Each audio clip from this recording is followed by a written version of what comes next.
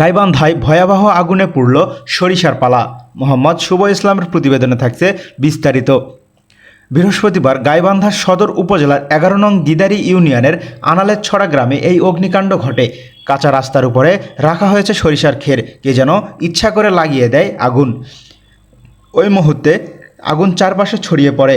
কিছুক্ষণ পর দেখতে পায় মোহাম্মদ শাহিন মিয়া। পরে সে চিৎকার করলে এলাকাবাসী একখানে হন। স্থানীয় আলতাব, রফিকুল, শফি, ময়নাল, আয়ব আলী, শাহিন, মোতালেব আরও কিছু মহিলা মিলে পানি দিয়ে আগুন নেভাতে সক্ষম হয়। আগুন লাগে রাত ১১টায়। ১২টা ৩০ আগুন নিয়ন্ত্রণে আনেন এলাকাবাসী। ভুক্তভোগী গ্রামবাসীর সাথে কথা বলে জানা যায়, কাঁচা রাস্তার উপরে সরিষার পালা দেওয়া হয়েছে, সেখানে কে যেন শয়তানি করে আগুন লাগিয়ে দেয়।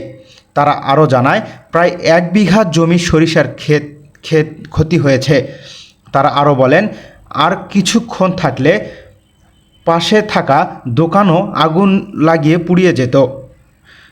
এই রাতে যদি আগুন না লাগা দেখত, তাহলে ১৫ থেকে ২০ বিঘা জমি সরিষা পুড়ে ছাই হতো।